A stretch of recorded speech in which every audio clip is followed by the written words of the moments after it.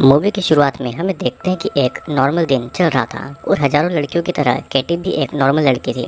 Katie एक model बनना चाहती थी, लेकिन उसे कोई काम नहीं मिल रहा था। वो अपना गुजारा चलाने के लिए एक कॉफ़ी शॉप में काम करती है। अब एक दिन उसके दोस्त उससे मिलकर कुछ फोटोग्राफर्स के बारे में बताती है और फिर एक दिन उसे अपनी कॉफ़ी शॉप के ही नोटिस बोर्ड पर एक मॉडलिंग पोर्टफोलियो की एजेंसी मिलती है जो कि बिल्कुल फ्री थी और वहाँ का नंबर लेकर वो अपने घर चली जाती है। अब घर आकर वो अपना पोर्टफोलियो देख रही थी और अपने सपनों को वो किसी तरह से पूरा करना चाहती थी। वो उसी नंबर पर कॉल करती है और वे लोग कुछ बातें पूछकर कैटी को अपना फोटो भेजने के लिए बोलते हैं। कैटी भी फिर अपना फोटो भेज देती है और कैटी को सिलेक्ट कर लिया जाता है और उसे अगले दिन एक एड्रेस देकर उसे फोटोशूट के लिए बुला लिया जाता है। अगले दिन फिर कैटी उसी जगह पर फोटोशूट के लिए जाती है जहाँ पर एक लड़की पहले से ही बिकिनी में फोटोशूट करवा रही थी और तभी एक इवान नाम का लड़का आता है और कैटी उसे अपने बारे में बताती है। जॉर्जी नाम का एक फोटोग्राफर आकर एक ड्रेस कैटी को पहनने को कहता है और कैटी चेंज करने के लिए एक ड्रेसिंग रूम में जाती है। वो एक लड़का निकोलाई इवान नाम का एक और लड़का कैटी से अट्रैक्ट हो रहा था। फिर कैटी का फोटोशूट होता है, लेकिन थोड़ी देर के बाद में जॉर्जी कैटी को थोड़ा अपनी बॉडी शो करने को कहता है और उसे अपने कपड़े उतारने को भी कहता है। कैटी इस बात को नहीं मानती है और तब जॉर्जी उसे थोड़ी बदतमीजी से बातें करने लग रहा था, जिससे कि कैटी गुस्सा होकर वहाँ से चली जाती है। अब घर आने के बाद में वो बहुत ज़्यादा दुखी थी क्योंकि उसे कहीं पर भी कुछ अच्छा काम नहीं मिल रहा था। और अगले दिन कैटी के घर पर इवान आता है। वो कैटी के फोटोशूट के पिक्चर्स लेकर आया था, लेकिन कैटी उन पिक्चर्स को नहीं लेना चाहती थी। इवान उससे बहुत अच्छे से बातें कर रहा था तो कैटी उन पिक्चर्स को अपने पास रख लेती है। कैटी उसे जाने के लिए बोलती है, लेकिन इवान तो वहाँ से जाने का नाम ही नहीं ले रहा था और कैटी उसे किसी तरह से वहाँ से भेज देती है। इवान कैटी के फोटोज देख रहा था और वो कैटी से बहुत ऑब्सेस्ड हो गया था। अब रात को कैटी घर के बाहर कचरा फेंकने जाती है, लेकिन वो अपने घर का डोर लगाना भूल गई थी। वो घर के अंदर आकर डोर लगा के कुछ देर सोने चली जाती है, लेकिन अचानक कुछ आवाज से उसकी आंखें खुल गई थी। इवान उसके घर के अंदर घुस आया था। जब कैटी अपना डोर लॉक करना भूल गई थी तब इवान उसके घर में घुस आया था। इवान उसके पिक्चर्स देख रहा था और कैटी उस पर गुस्सा हो जाती है और उसे वहाँ से निकल जाने को कहती है, लेकिन इवान तो उसकी बातें सुन नहीं रहा था। कैटी फिर इलेक्ट्रिक गन से उस पर हमला कर देती है और वो अपने घर से भागने वाली थी, पर इवान उसे पकड़कर जबरदस्ती अंदर ले जाता है। कैटी वहाँ पर चिल्लाने की कोशिश करती है और उसकी आवाज़ उसका पड़ोसी सुनकर कैटी के घर पर आ जाता है। तब इवान वहाँ पर आकर उस पड़ोसी को चाकू से मार डालता है। इवान ने कैटी को जबरदस्ती बांध लिया था और वो चिल्ला न पाए इसलिए वो उसके मुंह को भी बांध देता है। फिर वो कैटी के पैंट फाड़कर उसका रेप करने लगता है और कैटी बस रोए जा रही थी और वो चिल्ला रही थी, लेकिन उसे बचाने वाला वहाँ पर कोई भी नहीं था। इवान भी डरा हुआ था क्योंकि उससे रेप और मर्डर हो गया था और उसे कुछ भी समझ नहीं आ रहा था, तो वो अपने भाइयों को बुलाता है।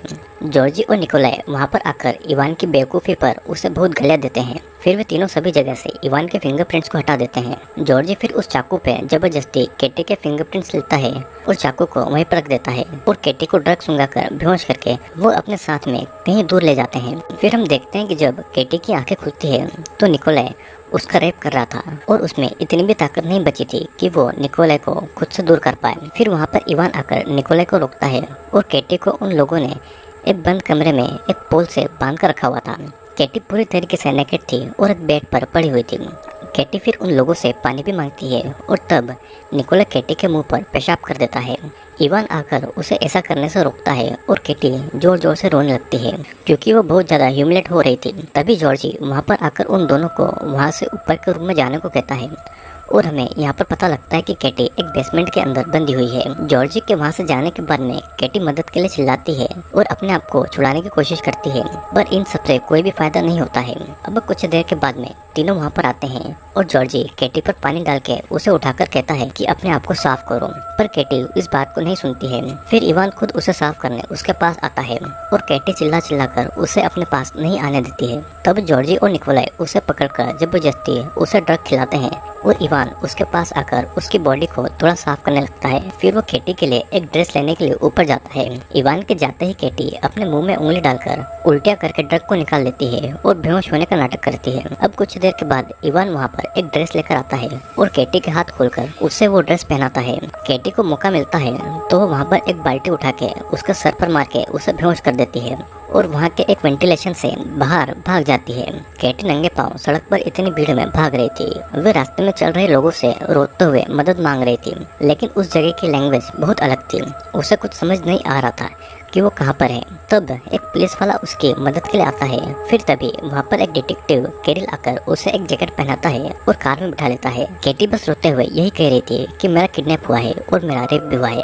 अब केटी को डिटेक्टिव कैरिल से पता लगता है कि वो अमेरिका से बुल्गारी आ गई है, जो कि अमेरिका से दूर दूसरा देश था। और ये सुनकर केटी बहुत रोने लगती है। दूसरी तरफ इन तीनों को भी पता लग गया था कि केटी भाग चुकी है और अब वे सभी लोग टेंशन में आ गए थे। यहाँ पर पुलिस स्टेशन में कैरिल केटी को मेडिकल चेकअप करवाने के लिए कहता है, लेकिन केटी किसी को भी अपने आप को छूने नहीं देती है। वो बस अपने घर अपने देश जाना चाहती थी।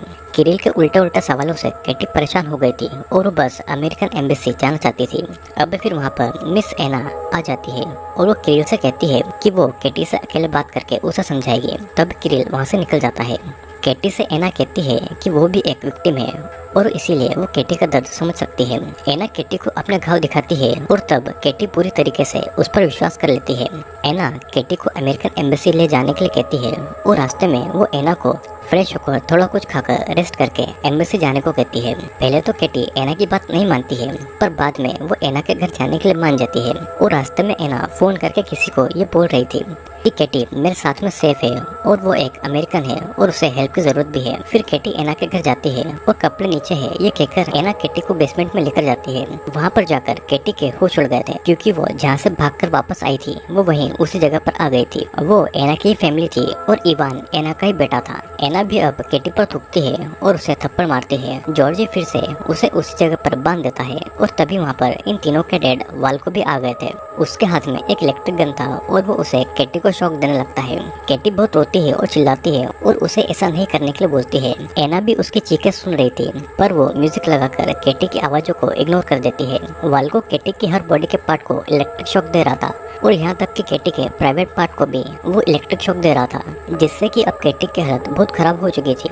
अब इलेक्ट्रिक शॉक देने के बाद में वाल को भी बड़ी बेरहमी से केटी का रेप करता है और एना को देखकर हम समझ जाते हैं कि वाल्को ने उसका भी रेप किया था और इवान भी उसी रेप की पैदाइश थी। लेकिन एक बार भी एना को केटी का दर्द नहीं दिखा, जबकि वो खुद एक विक्टिम थी।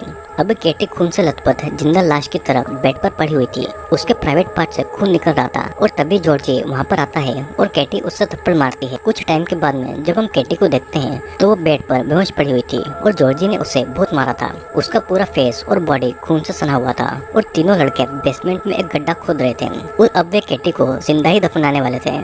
जॉर्जी उसकी हालत पर हंसने लगा था और निकोलाई केटी के बचे हुए कपड़ों को फाड़कर उसे पूरा नेकेट कर देता है। वो उसे बिना कपड़ों के एक बॉक्स में डालकर जमीन में गाड़ देते हैं और केटी बहुत रोती है। केटी को पूरा यकीन हो गया था कि वो अब नहीं बचेगी और वो जल्दी ही मरने वाली है। तभी अचानक से वो बॉक्स हिलने लगता है और बेसमेंट के नीचे एक टनल थी। वो बॉक्स उस टनल में गिर जाता है, जिससे कि केटी उस बॉक्स से बाहर निकल जाती है। इवान अपनी माँ के पास जाता है और एना उसे अपने पास बैठाती है। एक टाइम ऐसा था जब एना का भी रेप हुआ था, लेकिन फिर भी वो अपने बेटे को सही रास्ता नहीं दिखा पाई थी और उसका बेटा भी अब एक रेपिस्ट बन गया था। अब कुछ देर के बाद में केटी को होश आता है और जिंदगी ने उसे बचने का एक और मौका दिया था। केटी किसी तरह से गिरती पड़ती चलने लगती है और उसकी इंजरीज इतनी ज्यादा थी कि वो ठीक से चल भी नहीं पा रही थी। वो मदद के लिए आवाज भी लगाती है, पर वहाँ पर कोई भी नहीं था, क्योंकि वो एक अबेंडन टनल था और बहुत सालों से वहाँ पर कोई आता जाता नहीं था। रास्ते में केटी को गंदा पानी मिलता है और वो उसी गंदे पानी को पीती है, क्योंकि उससे बस किसी तरीके से जिंदा बचना था।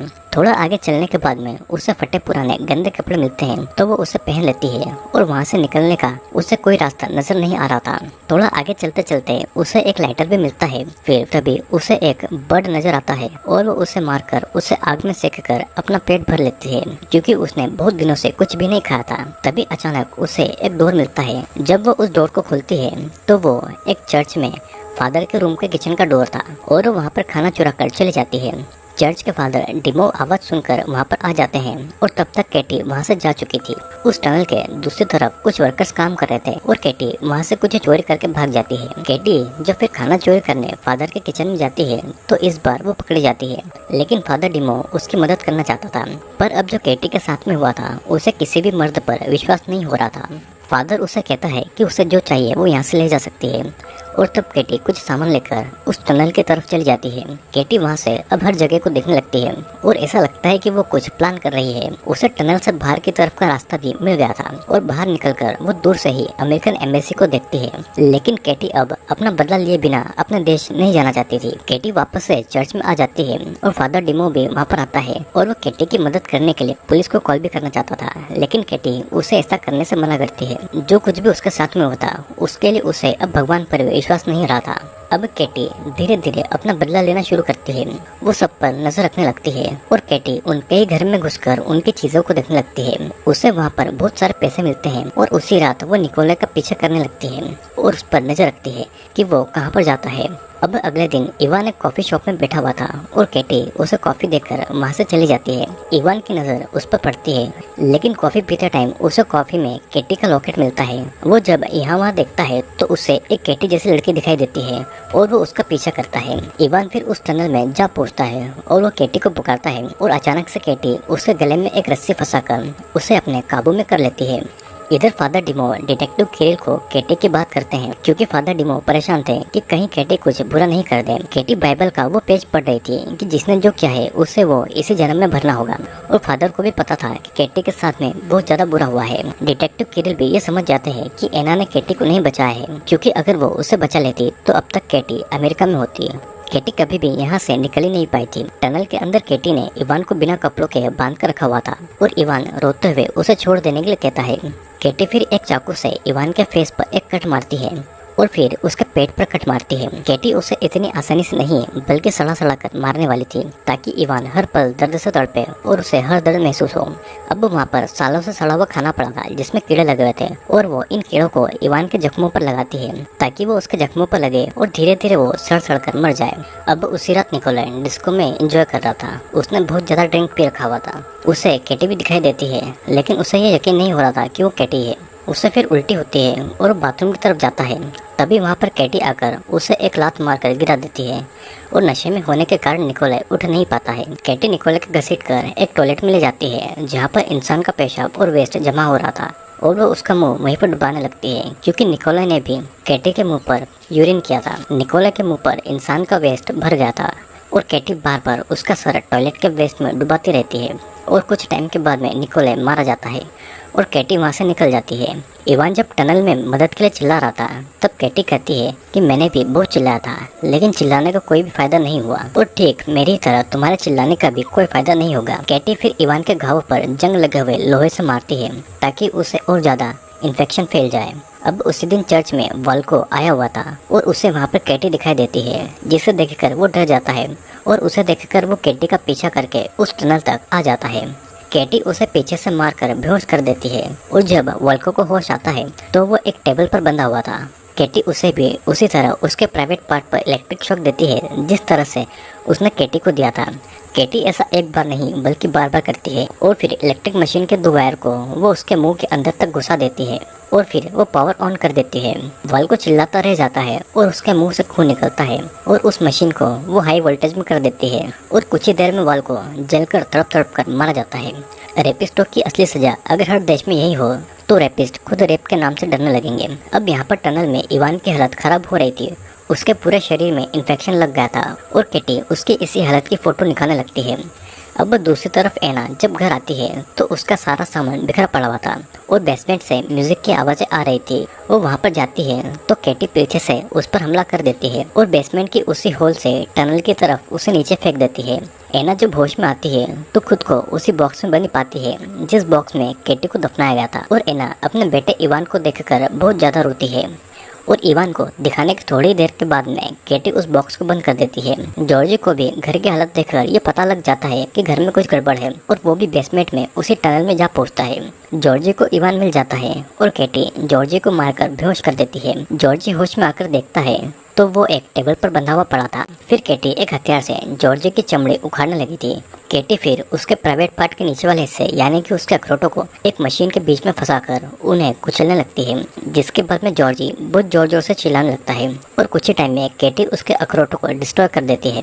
यहाँ पर इवान भी इन्फेक्शन की वजह से मारा जाता है और इवान का पूरा शरीर अब सड़ चुका था। तभी वहाँ पर डिटेक्टिव किरिल आ जाता है और फादर डिमो ने भी उसे बता दिया था कि केटी किस रास्ते से आती है। किरिल केटी को रोकता है और तभी मौका मिलते ही जॉर्जी किरिल का गला दबाने लगता है और तब मजबूरन किरिल जॉर्जी को गोली मार देता है। किरिल को केटी की आंखों में उसके साथ में हुए अत्याचार दिखाई देता है और इसीलिए वो केटी को पकड़ता नहीं है और उसे जाने देता है। किरिल केटी की मदद नहीं कर पाया था और इसीलिए वो उससे माफी भी मांगता है, पर केटी बिना कोई जवाब दिए वहाँ से चली जाती है। मूवी के आखिर में हम देखते हैं कि अपना बदला लेकर केटी अमेरिकन एम्बेसी की तरफ जाती है और अब वहाँ से वो अपनी न्यू लाइफ शुरू करेगी। भले ही केटी ये सब कभी नहीं भूल पाए, लेकिन उसने जो अपना बदला लिया उसे इसी बात का सुकून जिंदगी भर रहेगा। तो दोस्तों अगेन ये बहुत ही ज्यादा इमोशनल और ब्रूटल कहानी है जो कि हर रेप विक्टिम लड़की को फेस करनी पड़ती है। कुछ लड़कियों को तो अपना जस्टिस ही नहीं मिल पाता है और कुछ लड़कियों की फैमिली वाले ही इस बात को दबा देते हैं। आई होप दोस्तों आपको ये वीडियो जरूर पसंद आया होगा। वीडियो अगर पसंद आया हो तो लाइक शेयर और सब्सक्राइब जरूर कर लेना। और हाँ, मैं जल्दी ही इस मूवी के अगले पार्ट को भी लेकर आने वाला हूँ, तो आप कहीं मत जाइएगा।